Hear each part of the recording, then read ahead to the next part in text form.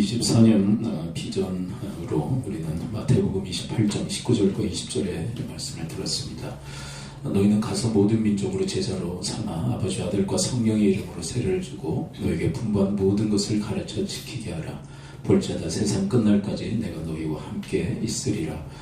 모든 민족, 자기 민족만이 아니라 타 민족권을 향한 제자 삼는 사역, 선교의 사명을 감당하라 명령하고 계시죠.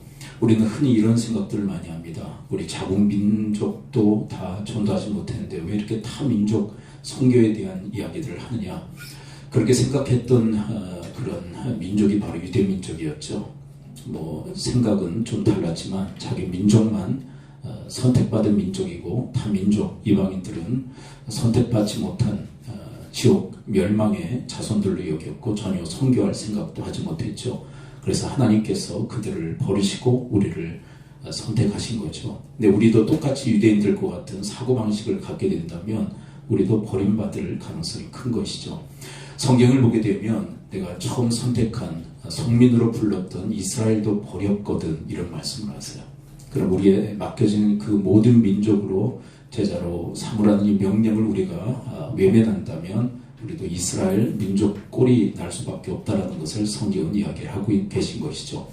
우리 민족을 대상으로 해서 전도해야 되겠고요. 또 다른 민족을 대상으로 해서 이 선교적 사명을 우리는 감당해야만 합니다. 이 스텝, 제자 삼는 이 방편 두 가지를 이야기하고 계시죠. 함께 한번 따라서 고백해 봅니다. 아버지와 아들과 성령의 이름으로 세례를 베풀라. 이것은 구원에 이르도록 도우라는 이야기죠. 세례는 구원받은 자에게 행하기 때문에. 그리고 두 번째 스텝은 뭡니까? 함께 또 따라서 고백해 봅니다. 분부한 모든 것을 가르쳐 지키게 하라. 가르치기만 하고 배우기만 하는 것은 학생이죠. 학생 삼는 그런 정도가 아니라 지키게 하라. 배운 것을 지키고 또 가르친 것을 지키게 하라. 그것이 바로 제자다라고 이야기를 하죠. 그런 맥락하에서 우리가 들었던 골로새서 3장 16절의 말씀은 제자 삼는 사역의 모습이다라고 할 수 있을 것입니다. 그리스도의 말씀이 너희 가운데 풍성하여 피차 가르치고 권면하라. 피차 가르치고 권면하라. 함께 따라서 고백해 봅니다. 시작. 피차 가르치고 권면하라. 이것은 제자 삼으라는 거죠. 근데 이것은 특별히 지도자들만 제자 삼는 것이 아니라 그리고 어떤 특별한 프로그램으로만 제자 삼는 것이 아니라 우리의 일상이 제자 삼는 사역이 되어야 한다. 우리가 함께 기독 공동체, 교회의 한 몸을 이뤘죠. 그리고 서로가 서로를 제자 삼기를 주님은 원하세요. 피차 가르치고 권면하는 것. 그게 제자 삼으라는 말씀 아닙니까? 오늘 본문에 바로 그 이야기가 기록되어 있습니다. 여성입니다. 그리고 공식적 리더십도 아닙니다. 처음 만난 관계입니다. 자, 그런데 아비가일이 다윗을 제자 삼는 그런 모습을 보게 되어져요. 자, 여인이 남성을 그리고 지도자가 어떻게 보면 지도자를 제자 삼는 그런 모습, 어떻게 보면 피차 가르치고 권면하는 제자 삼는 그런 모습을 우리는 확인하게 되어집니다. 이야기의 시작을 함께 한번 따라가 볼까요? 사무엘상 25장 1절 함께 읽습니다. 함께 읽어봅니다. 시작. 사무엘이 죽음에 온 이스라엘 무리가 모여 그를 두고 슬퍼 울며 라마 그의 집에서 그를 장사하니라. 다윗이 일어나 바란 광야로 내려가니라. 다윗은 왜 바란 광야로 피한 것일까요? 이때 사울이 다윗을 죽이기 위해서 추적해 다니는 그런 상황이었습니다. 어느 정도 보호막을 이뤘던 사람이 사무엘이에요. 사무엘 선지자가 다윗을 보호하고 있었는데 사무엘이 죽자 이제 더 이상 그를 보호하는 사람이 있지 않기에 사울을 피하여 바람 광야 척박한 땅으로 피신을 하게 됩니다. 근데 혼자 피했다라고 성경에 기록하지 않고 있어요. 이 사무엘상 25장을 전체 이렇게 보게 되면 600명의 용사, 남성들이겠죠. 600명의 용사가 다윗을 추종했다 그렇게 기록하고 있습니다. 자, 그런데 남자들만 추종했을까요? 남자들만 따라다녔을까요? 아내들도 있었겠죠. 자식들도 있었겠죠. 거의 2배, 3배의 인원이 다윗과 함께 하고 있었다라고 추측이 가능한 겁니다. 그러니까 거의 2,000에 이르는 그런 사람들이 다윗과 함께 했다는 것입니다.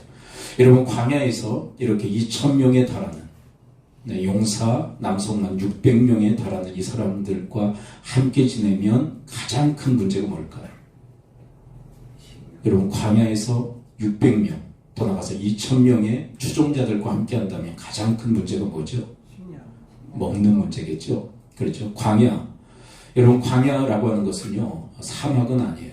비가 내리지 않으면 풀 한 포기도 자라지 못하는 그런 곳입니다. 그리고 지금 피해 다니고 있는데 뭘 경작해서 거둘 수 있는 그런 여유가 있었겠어요. 그래서 누군가로부터 도움을 받아야만 하는, 그래 도움을 받아야 먹고 살 수 있는 그런 상황이었습니다. 자, 그런데 그런 상황에서 한 부자가 등장을 하게 됩니다. 3일상 25장 2절 함께 읽어봐요. 이 사람은 바로 나발이라고 하는 사람입니다. 함께 읽죠. 시작.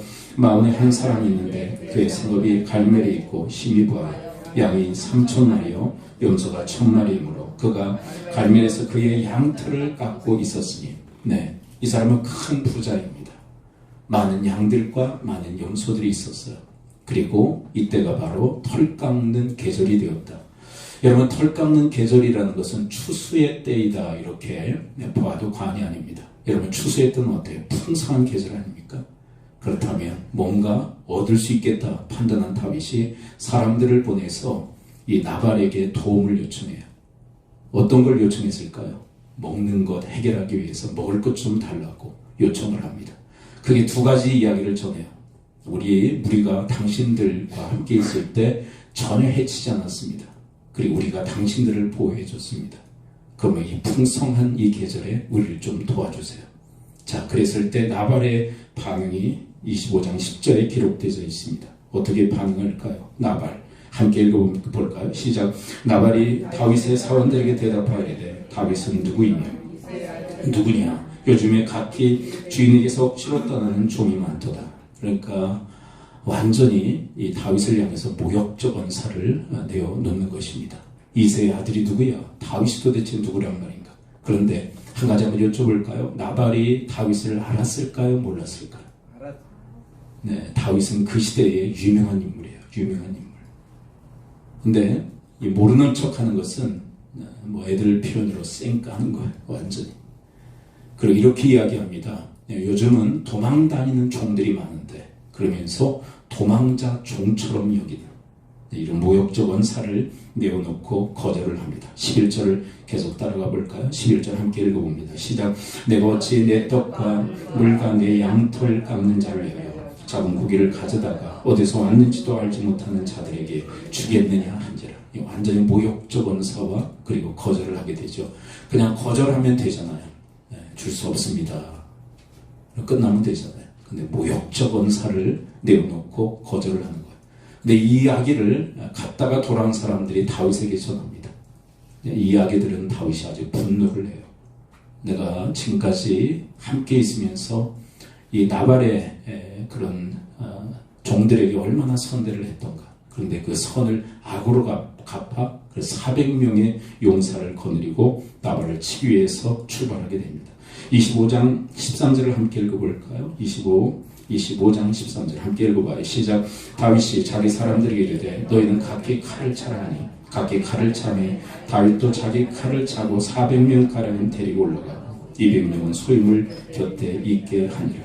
400 그리고 200 그러니까 남성들, 그러니까 이 칼을 다룰 수 있는 그런 군사로 이렇게 함께 했던 사람들이 600명가량이라는 것을 성경 이야기를 하고 있어요. 상당한 무리가 다윗과 함께 하고 있었던 거죠.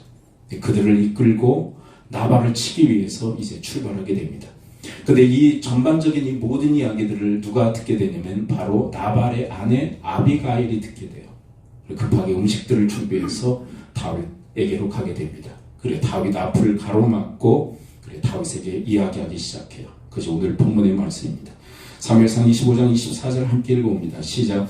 그가 다윗의 발에 엎드려 이르되 내 주 여호와나건대 이 죄악을 나 곤대에게 돌리시고 여종에게 주의 귀에 말하게 하시고 이 여종의 말을 들으소서. 여기서 중요한 것은 내 말 들어주세요. 근데 이 말은요 우리가 이제 6절부터 살펴볼 텐데 다 하나님의 말씀이에요. 하나님의 말씀.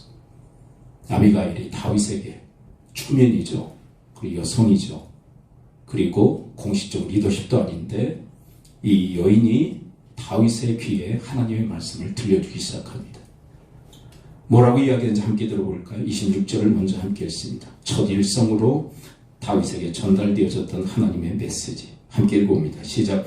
내 주여 여호와께서 살아계심을 두고 맹세하노니 내 주도 살아계시거니와 내 주의 손으로 피를 흘려 친히 보복하시는 일을 여호와께서 막으셨으니 내 주의 원수들과 내 주를 해하려 하는 자들은 나발과 같이 되기를 원하나이다. 여기서 핵심적 내용은 뭘까요? 하나님이 보복을 막으셨습니다.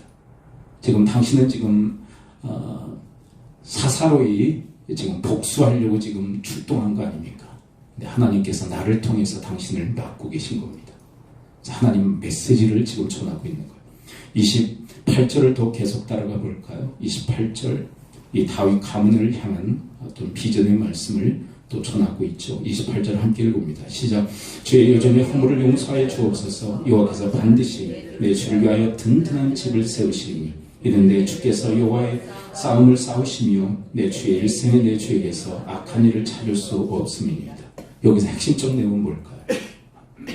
여호와 하나님께서 당신을 위하여 든든한 집을 세우실 것입니다. 이게 핵심적 내용이에요.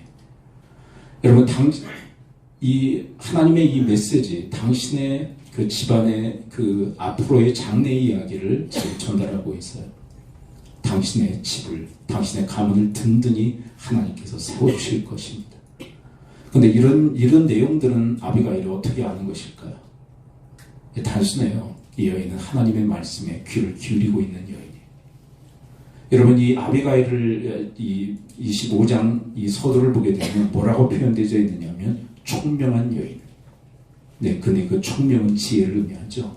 네, 그 지혜는 뭘 통해서 이 여인에게 임했냐면 하나님의 말씀을 통해서 이 여인에게 지혜가 임한 거예요. 여러분들도 뭐 여성이건 남성이건 하나님 말씀을 들음으로 하나님의 총명이 임할 수 있게 되기를 축원을 드립니다. 아멘. 여러분, 다윗의 인생, 그리고 다윗 가문의 앞날을 어떻게 알아요? 하나님 말씀 듣고 있기 때문에 그래요. 여러분들에게도 바로 그런 영감이 있어서 나의 집안의 장래, 미래의 사도 볼 뿐만 아니라 타인의 장래 사도 보아서 그것을 선언해 줄 수 있는 그런 하나님의 사람들 되실 수 있게 되기를 축원을 드립니다. 이것은 주의 말씀에 귀를 기울이고 있기 때문에 그래요. 29절을 또 계속 읽어볼까요? 여기서 또 핵심적 내용을 한번 찾아보시기 바랍니다. 아비가일에 계속되어지는 주의 말씀 선언. 29절 함께 읽어요. 시작. 사람이 일어나서 내 주를 쫓아 내 주의 생명을 찾을지라도 내 주의 생명은 내 주의 하나님 여호와와 함께 생명싸개 속에 쌓였을 것이요 내 주의 원수들의 생명은 물매로 던지듯 여호와께서 그것을 던지시리다. 여기서 핵심적 내용은 뭐인 것 같으세요? 하나님께서 함께. 네, 함께 하심에 대해서 아주 그 이미지로 표현하고 있죠. 그렇죠? 이렇게 표현되죠. 여호와 함께 생명싸개 속에 당신을 쌓아놓고 계십니다. 이렇게 보호하고 계시다. 하나님의 보호가 당신과 함께 하십니다. 여러분, 이 당시에 이 다윗은 얼마나 마음이 힘들고 어려웠는지 몰라요. 한치 앞을 내다볼 수 없는 도망자의 그런 신분, 자신의 생명의 그 위협을 항상 느끼며 살아갔던 다윗. 네, 그 다윗을 향해서 아비가일은 이렇게 선언합니다. 당신을 해칠 자는 이 땅에 존재하지 않습니다. 왜냐하면 하나님께서 생명싸개 속에 당신을 쌓아 보호하고 계시기 때문입니다. 이런 기가 막힌 주의 말씀의 이 선언, 아비가일에게 하나님의 지혜의 말씀이 임했기 때문에 그래요. 30절, 31절을 함께 연이어서 함께 읽어볼까요? 여기에서 다윗에게 전달하는 아비가일의 중요한 메시지는 뭘까요? 30절, 31절 함께 읽어봐요. 시작. 여호와께서 내 주에 대하여 하신 말씀대로 모든 선을 내 주에게서 행하사 내 주를 이스라엘 지도자로 세우실 때에 30일 내 주께서 무지한 피를 흘리셨다든지 내 주께서 친히 보복하셨다든지 하므로 말미암아 슬퍼하실 것도 없고 내 주의 마음에 걸리는 것도 없으시니 다만 여호와께서 내 주를 호대하실 때에 원하건대 내 주의 여종을 생각하소서 하니라. 30절과 31절의 핵심적 내용은 뭘까요? 이거예요. 당신을 지도자로 세우실 때, 당신을 지도자로 세우실 때 지금 사사로이 보복하신다면 후회하게 될 겁니다. 근데 그 보복의 칼을 거두면 당신이 지도자로 세움바 되어질 때 후회할 일이 없을 것입니다. 이게 중요한 하나님의 메시지 아닌가요? 자, 그런데 아까도 말씀드렸듯이 이 아비가일이 왜 이토록 지혜롭고 총명한 것일까요? 어떻게 다윗을 향하여서 제자 삼는 사역을 감당할 수 있었을까요? 저는 그 여인이 하나님과 교통하는 인물이었기 때문이다. 저는 그렇게 정의를 내리고 싶어요. 우리 옆분들에게 한번 이렇게 우리 축복하면서 권면하도록 할까요? 하나님과 교통하십시오. 하나님과 교통하십시오. 네, 여러분 어떻게 교통했을까요? 하나님께 기도했던 여인이에요. 하나님께 기도했던 여인. 여러분 기도했기에 하나님의 말씀이 그녀에게 임한 줄을 믿습니다. 기도하는 여인. 여러분 이 상반부에서 또 이런 표현이 되어서 총명하고 심히 아름다운 여인. 뭐 용모에 대한 그런 말씀이지만 하나님 보실 때 아름답다 여기시는 여인이 어떤 여인일까요? 화장 예쁘게 한 여인? 네, 그런 여인을 하나님이 아름답다 여기시지 않습니다. 하나님은 하나님께 교통하는 기도하고 말씀 듣는 여인, 네, 기도하고 말씀 들을 줄 아는 그런 교통의 여인을 심히 아름다운 여인이다 그렇게 칭하시는 줄을 믿습니다. 네, 우리 여성분들은 나이 들어갈수록 안 늙으려고 애를 쓰시잖아요. 근데 어떤 걸로도 막을 수가 없어. 여러분들의 아름다움을 잃지 않을 수 있는 중요한 방편. 여러분들이 나이 들어가시면서 심히 아름다우실 수 있는 중요한 방법이 있다면 기도와 말씀으로 하나님과 교통하실 수 있게 되기를 축원을 드립니다. 네. 저도요, 누가 가장 아름다운가? 뭐 남성이나 여성이나 똑같아요. 기도하는 분이 아름답더라. 기도하는 분. 그리고 주의 말씀, 세면 음성을 들을 줄 아는 그런 성도. 그런 성도가 기도하고 말씀 들을 줄 아는 그런 성도가 아름다워요. 근데 그 시각은 하나님에게도 동일하다고 생각해요. 여러분들도 이 아비가일처럼 하나님과 교통함으로 하나님께 기도하고 하나님 말씀 들음으로 다른 사람을 제자 삼을 수 있는, 네, 그 시대의 차세대 리더였던 다윗을 제자 삼잖아요. 바로 그런 영광이 여러분과 저에게 있을 수 있게 되기를 축원을 드립니다. 자, 이에 다윗은 어떻게 반응할까요? 32절, 33절에 다윗의 반응이 기록되어 있습니다. 3일상 25장 32, 33 함께 읽어볼까요? 시작. 다윗이 아비가일에게 이르되 오늘 너를 보내어 나를 영접하게 하신 이스라엘의 하나님 여호와를 찬송할지어다. 33 또 내 지혜를 칭찬할지며 또 내게 복이 있을지어다. 오늘 내가 피를 흘리는 것과 지 복수하는 것을 내가 막았느니라. 그러니까 아비가일의 말을 들었어요? 안 들었어요? 들었어요. 예. 저는 이런 다윗을 향해서 하나님 말씀을 전하는 이 아비가일도 참 훌륭하지만 이런 아비가일의 말을 듣는 다윗도 훌륭하다고 생각해요. 여러분 여기 강단에서 하나님 말씀 전하는 저도 훌륭하지만 여러분 이 강단에 선포되어진 주의 말씀을 듣는 성도들은 더 훌륭하신 줄 믿습니다. 네. 우리 애들한테 그런 말 하는데 귀뚱으로도 안 들어. 하나님 말씀을 귀뚱으로도 안 들으면 큰일 나요. 네. 그러니까 제자 삼는 사역은요, 전하는 것과 받는 것, 이 쌍방간의 이 두 가지 행위가 다 중요해요. 여러분 내가 하나님 말씀을 전해도 상대방이 받지 않으면 아무 쓸모가 없어요. 근데 다윗은 받잖아요. 둘 다 훌륭한 것. 그런데 흥미로운 기사가 25장에 기록되어 있는데 나발에 대한 이야기입니다. 아비가일은 이렇게 다윗에게 하나님 말씀을 구구절절 전하고 있다면 나발에게는 어떻게 했을까요? 3일상 25장 19절 함께 읽어볼까요? 19절 함께 읽어봅니다. 시작. 소년들이 이르되 나를 앞서가라. 난 너희 뒤에 가리라 하고 그의 남편 나발에는 말하지 않으니라. 왜 말하지 않았을까요? 반대. 네. 지금까지 경험치로 나오는 얘기예요. 말 듣는 인간이에요? 안 듣는 인간이에요? 네, 더럽게 안 듣는 인간. 말하지 않는 거예요. 여러분 우리도 누군가에게 이렇게 말할 때 말을 들으면 말을 하잖아요. 계속. 그렇죠. 근데 안 들으면 어느 순간부터 말하지 않게 돼요. 왜 그럴까요? 왜 이 나발에게는 말하지 않을까? 이 짤막한 기사를 통해서 나발이 어떤 인간인지를 우리는 알게 돼요. 여러분 지혜로운 아비가일의 말은 들어야 되지 않나요? 여러분, 총명한 여인, 하나님 보시기에 신이 아름다운 여인인 이 아비가일의 말은 좀 들어야 되지 않겠어요? 나발을 일컬어 성경이 이렇게 표현되어 있어요. 나발, 그게 뭐냐면 미련한 자. 근데 이게 본명은 아니었을 거예요. 본명은 아니고 후대에 그 사람의 이름을 그렇게 붙였을 거예요. 나발, 미련한 자. 왜 미련한 자라고 그렇게 칭함을 받았을까? 도무지 듣지 않는 자, 귀가 막힌 인생. 하나님 말씀을 향하여 귀가 막힌 인생. 그래서 미련한 자로 그렇게 통칭함을 받았던 인물. 말씀 안 들으니까, 여러분, 아내의 말을 안 들으니까 말하지 않는 거예요. 그리고 이 상황에서 말해봤자 소용없다는 것을 이미 판단한 거예요. 지나쳐버린 거예요, 남편. 여러분, 우리는 열왕기하 4장을 보게 되면 아주 지혜로운 여인, 귀한 여인, 한 여인을 만나게 돼요. 그 여인의 이름은 성경에 기록되어 있지 않지만 출신에 얽힌 그런 말로 그 여인을 소개해요. 수넴 여인. 기억하시죠? 수넴 여인 남편에게 이렇게 얘기합니다. 열왕기하 4장 9절 함께 읽어볼까요? 시작.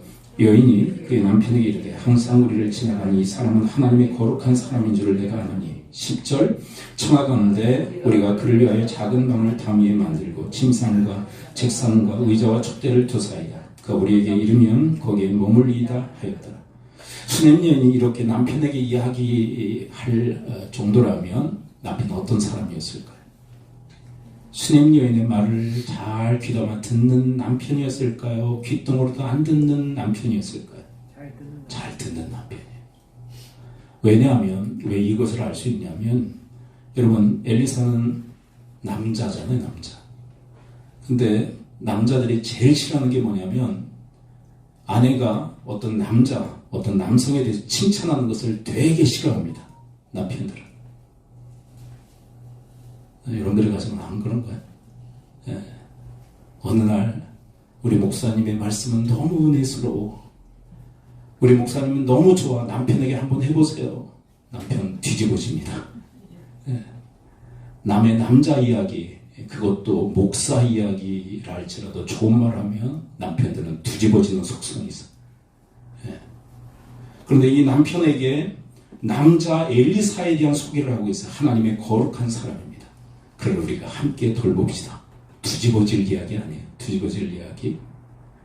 그럼에도 불구하고 이런 이야기들, 침상과 책상과 의자와 촛대를 준비해서 엘리사를 우리 함께 도웁시다. 그랬을 때 이런 말을 다 받아들이는 위인이었기 때문에 이 말을 할 수 있는 거예요. 네. 그러니까 누가 누구를 제자 삼는 거예요. 그러니까 이 상황에서는 수임 여인이 남편을 제자 삼고 있는 거예요. 그러므로 여러분 판단하십시오. 아내가 나보다 믿음이 좋다면, 나보다 영성이 강하다면, 그래 남편이 나보다 믿음이 좋고 영성이 강하다고 판단하시면 배우자의 말에 귀를 기울이실 수 있게 되기를 축복합니다. 그게 사는 길이에요. 사는 길. 제자로 세워지는 그런 중요한 기회예요. 근데 말을 해봤자, 내가 분별한 하나님 말씀을 전해봤자 듣지 않는다 판단하면 그때부터 말하지 않기 시작해.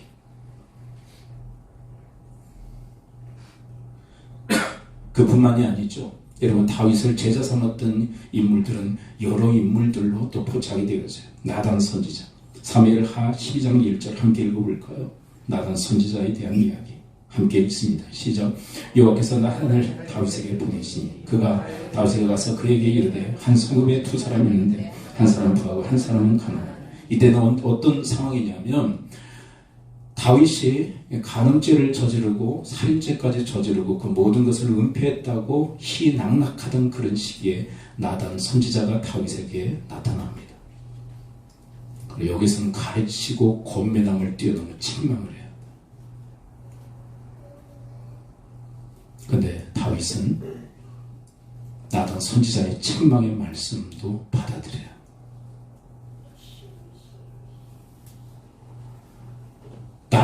나단은 이제 선지자 영적 지도자죠. 왕, 정치적 지도자죠. 그런데 둘 다 훌륭해요. 왜냐하면 그런 왕을 향해서도 하나님 말씀을 가감없이 전해요. 책망의 메시지입니다. 불과. 네, 여러분 전하는 이보다 더 다윗을 훌륭하게 취급하는 것은 뭐냐면 그가 죄를 안 범했다. 그거는 뭐 조작이었을 것이다. 그게 아니라 다 사실이에요. 네. 여러분 그 이스라엘에 갔더니요 유대인들은요 이 죄에 대해서 자꾸 가리려고 하더라고요. 야, 우리의 그 조상 다윗이 그런 죄를 저질렀을 리가 없다 그러면서 막 여러 가지를 막 은폐하려고 하더라고요. 그들 후손이니까. 성경은 그렇게 하잖아요. 은폐하잖아요. 다 드러내죠. 네, 그럼에도 불구하고 나단 선지자의 책망의 말씀이라도 받아들여 회개했다는 것이 중요해요. 전 그래서 나단 선지자도 훌륭하지만 그 말씀을 받아 회개한 다윗도 더 훌륭하다고 생각해요. 여기서 제자 훈련, 제자 삼는 사역이 이루어지는 거예요. 여러분 그렇지만 유다 3대 임금이었던 아사는 이런 책망의 말씀을 들었지만 그 말씀에 반발을 하죠. 역대하 16장 7절을 함께 읽어볼까요? 16장 7절 누구를 통해서 유다왕 아사를 책망하시나요? 함께 읽어봅니다. 시작. 그때 선견자 하나니가 유다왕 아사에게 나와서 그에게 이르되 왕이 아람 왕을 흑제하고 아람 왕의 군대가 왕의 손에서 벗어났나이다. 책망 메시지를 전해요. 그러니까 아사가 어떻게 해요? 하나님을 옥에 가둬버려요. 이런 괘씸한 놈. 내 왕인데 내 치부를 드러내. 받아들이지 않고 하나님 선지자를 옥에 가둬요. 그만큼 하나님 말씀, 특별히 가르침과 권면을 뛰어넘어 책망의 말씀을 받아들이기가 힘들어요. 근데 여러분 받아들이는 것이 우리에게 우리 인생에 복이 있는 줄을 믿습니다. 아멘. 정말 받아들이기 힘든 말씀이 정말 나에게 주시는 말씀이에요. 그냥 흘러가고 또 흘러가는 메시지는 사실 나와 별로 상관없이 그냥 흘러가는지 몰라요. 근데 나에게 아주 뼈아프게 다가오는 그 말씀, 나의 폐부를 찌르는 듯한 주의 말씀, 나에게 주시는 말씀이에요. 그 말씀을 받아들일 때 그 말씀이 치유하시는, 우리를 소송시키시는 하나님의 능력으로 역사하실 줄을 믿습니다. 네. 여러분 세상에 암을 치료할 수 있는 명약이 나왔다 할지라도 받아 먹어야, 또 내 몸에서 받아야 치유의 역사가 일어나는 거 아닌가요? 내 아프다고 거절한다면 그 아플 것 같아요. 내가 아프다는 소문 들었어요. 그래서 내가 받아들이지 못하겠어요. 아무리 암을 치료할 수 있는 명약이라 할지라도 그 사람이 역사하지 못하는 거죠. 여러분 나단 선지자의 그 서슬퍼런 책망의 말씀을 받아들였던 다윗처럼 여러분 그 말씀, 생명의 말씀, 진리의 말씀을 받아 여러분들을 치유하시고 소송케 하신 하나님의 능력의 역사가 여러분과 저에게 일어날 수 있게 되기를 축원을 드립니다. 아멘. 마지막 한 사람, 다윗을 제자로 삼았던 한 사람, 한 인물을 여러분들에게 소개해드리고 말씀을 맺기로 하네요. 그 사람은 바로 사무엘입니다. 사무엘상 16장 13절을 함께 읽어볼까요? 16장 13절 함께 읽습니다. 시작. 사무엘이 기름 뿔병을 가져다가 그의 형제 중에서 그에게 부었더니 이날 이후로 다시 여호와의 영에게 크게 감동되니라. 사무엘이 떠나서 라마로 가니라. 영적 지도자였던 사무엘이 이제 이세의 아들 다윗을 만나 그에게 기름을 부어 차세대 임금으로 세웁니다. 근데 여기에서 하나님 말씀을 전했다 안 전했다? 전했을 거예요. 그렇죠. 여러분 사무엘상 16장 1절에 이렇게 기록되어 있어요. 내가 사울을 버리고 이제 그 다음 왕을 세울 거야. 이새의 집에 가 한 사람 내가 지목해 놓았어. 이렇게 기름을 부으며 그 하나님 말씀을 바로 다윗에게 전했고 그 말씀을 받아 드렸던 인물이 바로 다윗이에요. 근데 이 다윗의 인생 전체를 우리가 함께 보게 되면 여기는 영적 지도자들의 그런 멘토링, 제자 삼는 사역도 있었지만 여인의 제자 삼는 사역도 있었다는 거 기억해야 돼. 근데 우리가 지난 금요일에는 누가 또 누구를 제자 삼던가요? 어린 소녀가 나만 장군을 제사 삼지 않던 거예요. 그러니까 남녀, 노소, 그리고 지위 고하를 막론하고 피차 제사 삼는 사역의 역사가 우리 가운데 이루어지게 되어질 줄 믿습니다. 지난번에 우리 손자가 왔는데, 이제 손녀는 서하는 이제 말귀를 다 알아들어요. 이제 둘째는 어버버하고, 애들이 그런 상황인데, 제가 이제 차를 몰고 가면서 아이들에게 농담을 했어요. 우리 둘째 서하는 어디다가, 둘째 서하가 민주이는 어디다가 좀 주고 가야 되겠다. 계속 이렇게 농담을 했어요. 그랬더니 아이가 이렇게 얘기하더라고요. 할아버지가 어떻게 그렇게 얘기해? 할아버지가 어떻게 그렇게 얘기해? 아이들도 분별력 있는 거죠. 할아버지는 그렇게 얘기하는 분이 아니야. 여러분, 이런 말이 있잖아요. 지혜로운 사람은 어린 아이에게로부터 배운다고. 어린 아이에게로부터도 배울 줄 안다. 근데 우리 교회 공동체를 통해서 하나님은 그런 역사를 이루기를 원하시는 거예요. 내가 리더십이니까 나만 제자 삼을 수 있어. 큰 오산이에요. 어린아이도 이런 그 어린아이를 통해서 내가 배우려고 한다면 그 어린아이가 나를 제자 삼게 되는 역사가 있게 되어질 줄 믿습니다. 그리고 우리가 서로가 주의 말씀을 분별해서, 여러분, 아비가일의 이 말씀을 이렇게 들어보면 참 기가 막힌 내용들이 다 담겨 있어요. 다윗은 쫓겨다니면서 궁핍한 상황에 몰리면서 그런 생각을 전혀 할 수 없었던 그런 여건 속에서 아비가일을 통해서 빛과 같이 들리는 주의 말씀을 듣게 된 것. 이 장면, 아비가일과 다윗의 이 장면을 통해서 하나님께서는 우리 이 시대에도 하나님께서 그런 영적 광경들을 펼쳐나가기를 원하신 줄 믿습니다. 우리가 바로 그런 관계, 그런 공동체를 이루며 함께 세워지기를 주께서 바라셔요. 피차 제자 삼는 그런 우리가 되어지기를 축원을 드립니다. 우리 시간 함께 기도할까요? 말씀으로 기도할 때 하나님 저희들 도와주셔서 그리스도의 말씀이 우리 가운데 풍성하여 모든 지혜로 피차 가르치고 권면하는 그런 제사 삼는 공동체 되어지도록, 그리고 우리의 공동체를 뛰어넘어 우리 민족권을 뛰어넘어